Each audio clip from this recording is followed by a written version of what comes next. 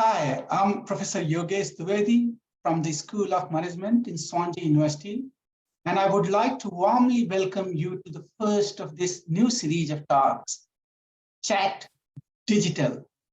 During this series, we will welcome a variety of experts from both industry and academia to share their insights and help us answer questions about emergent digital technologies and how they might affect people, society, and organizations. In this first talk, we will be taking a deep dive into the metaverse. And to this end, I'm delighted to be joined today by our first guest, Dr. Leighton Evans, as well as Dr. Laurie Hughes, both from Swansea University, and Dr. Emma Slade from the University of Bristol. Without further ado, I will hand over now to Emma, who will introduce today's guest. Thank you very much, Yogesh. It's a pleasure today to welcome Dr. Leighton Evans, Associate Professor in Media Theory at Swansea University. Leighton's research background is in the philosophy of technology and new media, and he's published work on topics such as social media, location-based social networking, webnography, smart logistics, and smart cities. Leighton's primary research interests lie in the transformation of natural phenomena into data through digital technologies and how this transformation leads to a normalization of the digital in everyday life.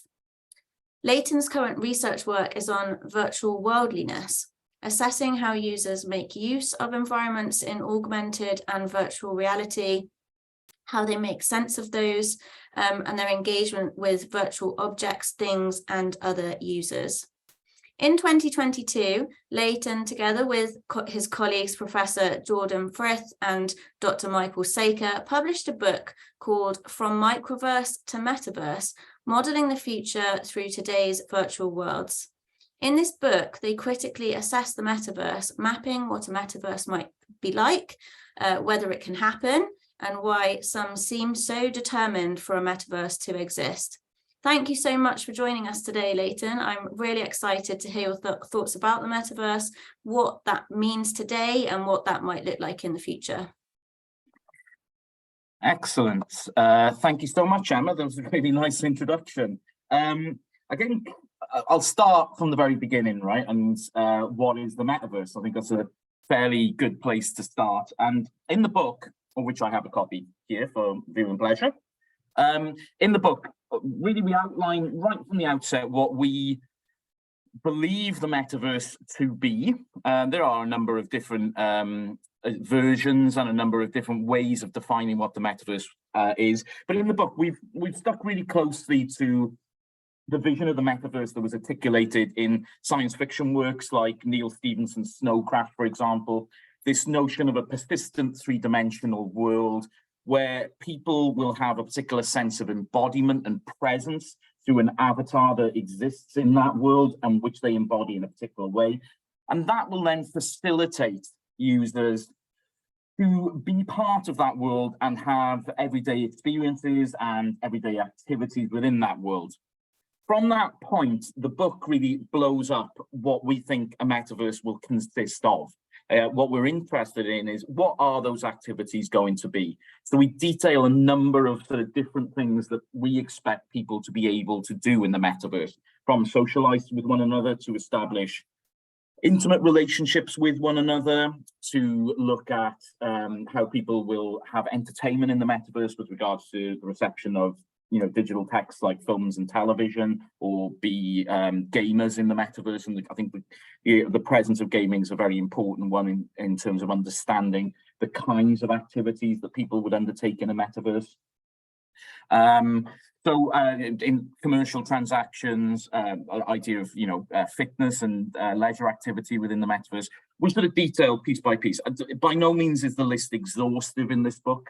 Obviously, we're working towards a publisher's recommendation for length. We could have gone on and on and on, but we capped it at sort of 9 different areas that we thought were pertinent in this way. The book itself, and thank you for raising, Emma, my sort of background as an academic. I am a philosopher of technology, and because of that, I am deeply, deeply skeptical about any kind of digital technology and what it does. This is hardwired into philosophers, unfortunately, and we can't do anything about it. And as a philosopher of technology, I am interested in the metaverse, and I've been interested in virtual reality since the early 90s, but I'm interested in the metaverse for a couple of really particular reasons. One comes from my position as a media theorist, and really from a position influenced deeply by the Canadian philosopher and theorist Marshall McLuhan. What we have here in the metaverse is what we call a deeply convergent medium. The activities of everyday life that will be transformed into digital activities that we will perform in a metaverse are a massively convergent movement. We are looking now at ways that this persistent three-dimensional environment can support everyday activity in particular ways. That for me is very interesting, because that transformation is a transformation where we are sublimating things that go on in everyday life, where we are taking everyday activities and subjecting them to datafication. We are subjecting them to a reimagining in a computational field, and therefore we are drawing new parameters around what those activities will be and how people will be able to perform them.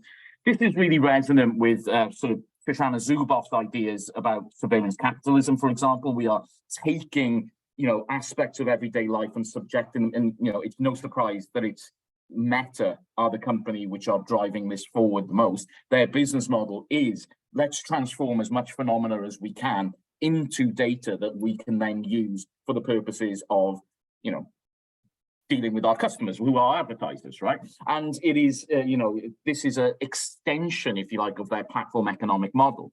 And it makes perfect sense to me that the people at Meta are looking at this, and although it's a massive money sump at the moment, VR and the metaverse, it's not always going to be that way for them when they can get a critical mass of users.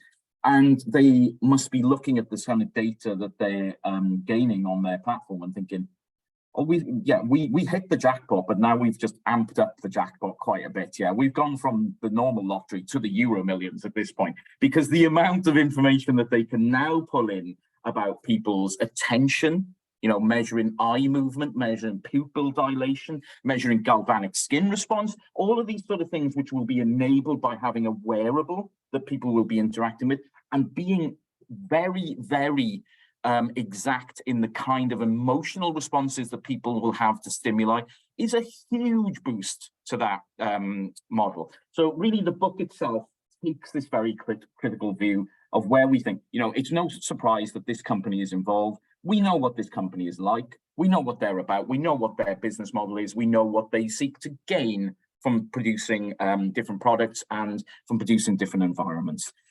So today, I think the metaverse is a long way from being what it can be. The technological progress is fast.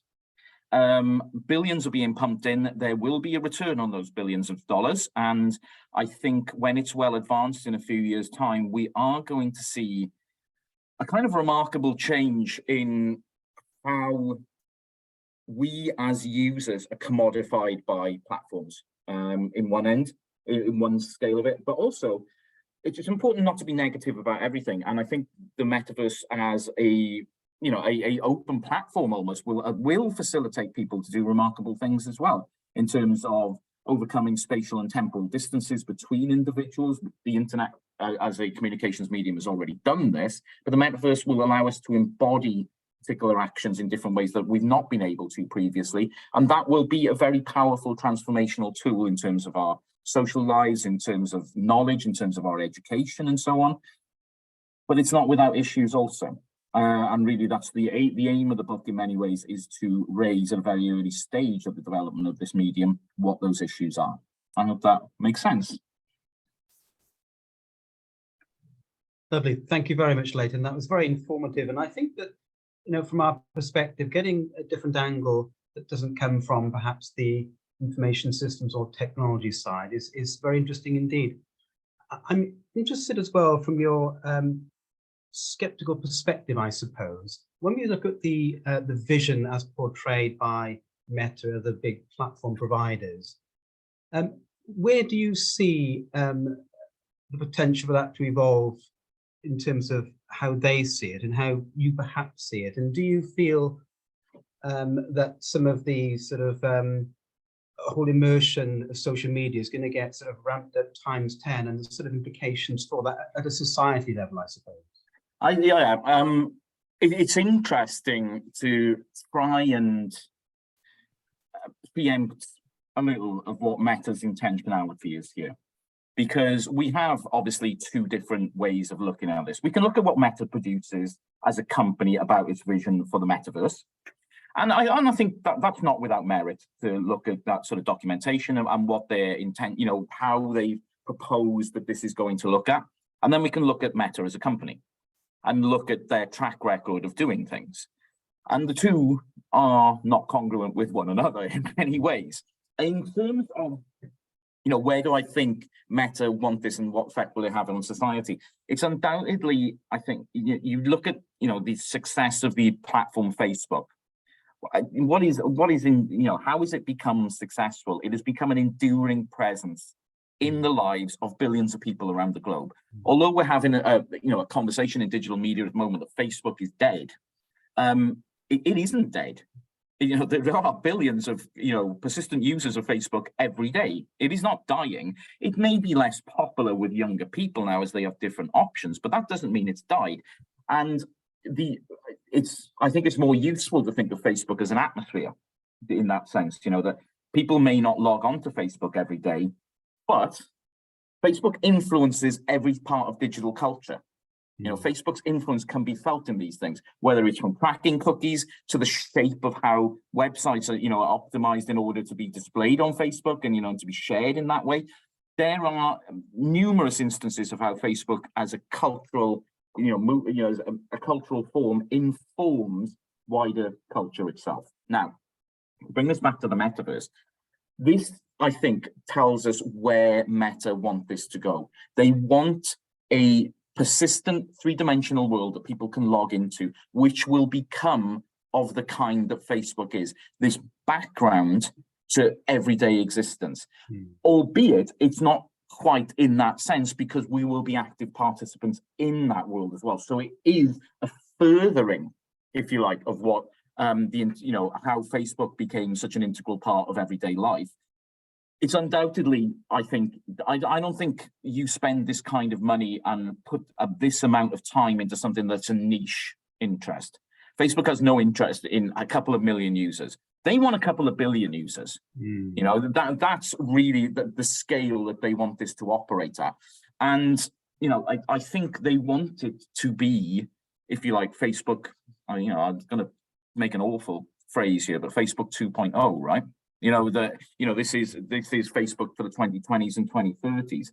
The idea of the social networking site is now relatively passe. They've been around for 15 to 20 years. They're standardized in form. There's only so much more that you can do in that paradigm. This is a new paradigm to take forward those operational aims that company has and create something which is, I'm certain in their view, equally as culturally significant as the original Facebook was. Thank you very much. Leighton, I think it's quite fascinating around the avatars, right?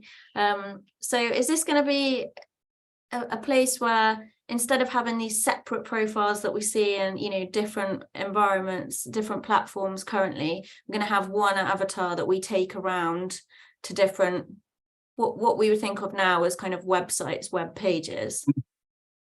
Undoubtedly that would be desirable for the company that had this platform, because it makes us into more malleable data subjects for their business model. Instead of jumping around with different accounts and so on, you have one account, you may modify the appearance in particular ways, which will be controlled and which will actually be an interesting sort of commercial spin-off of the metaverse, the idea of the virtual shop for your avatar, so you can get kitted out in designer gear and so on. This is going to be an interesting sort of development as it goes forward. It's undoubtedly in my mind that, particularly that it is Meta that is the company which is pushing this further. There will be a sort of a congruent, identifiable digital self embodied in an avatar, but which, if it goes to different places and so on, there will be continuity in that way.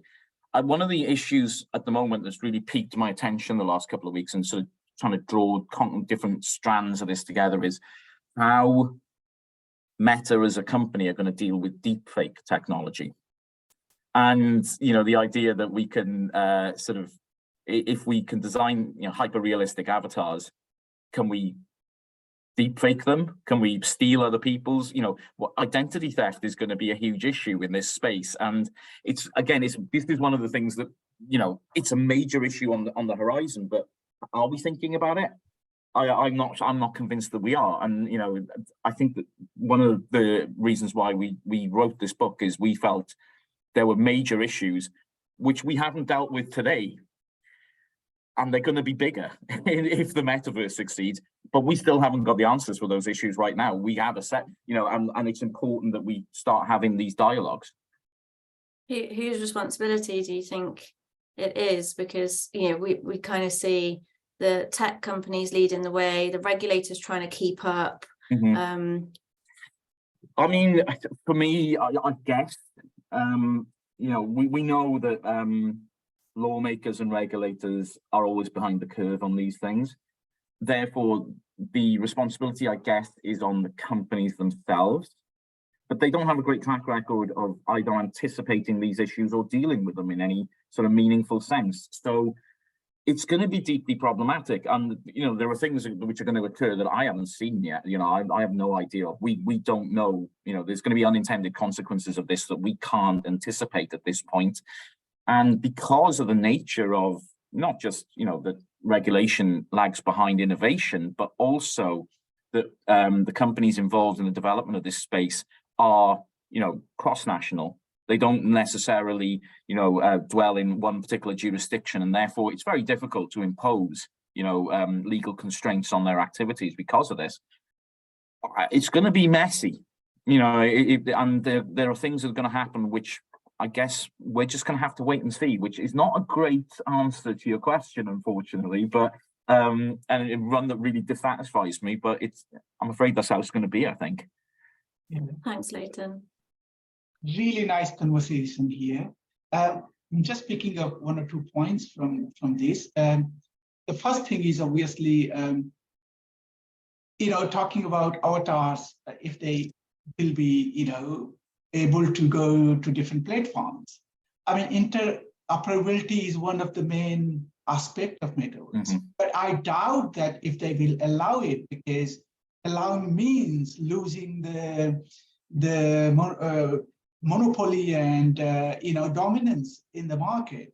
So that might be a challenging task and challenging things to see in future.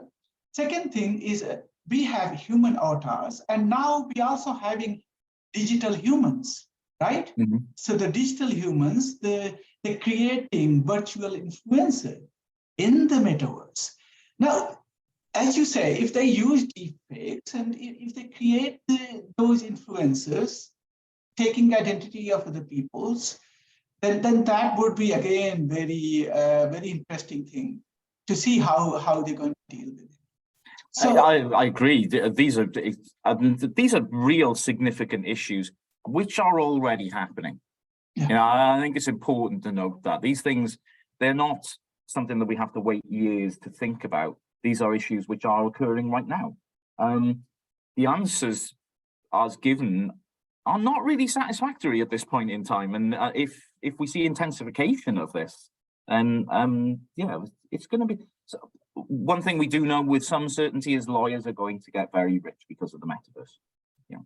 Yeah, I mean, we want to keep this video short, so obviously, I, you know, kind of like to end here, but it's so interesting. The conversation is. I would probably invite 2 more times, Leighton, to kind of come and introduce your chapters. You know, different chapters.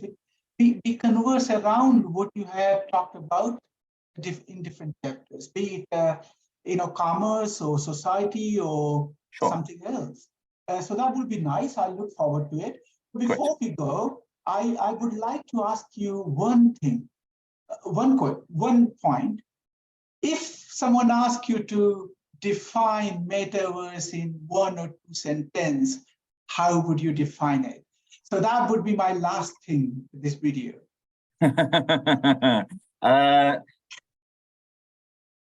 Okay, the metaverse is a very, very, very bad idea. That's how I define it. Great.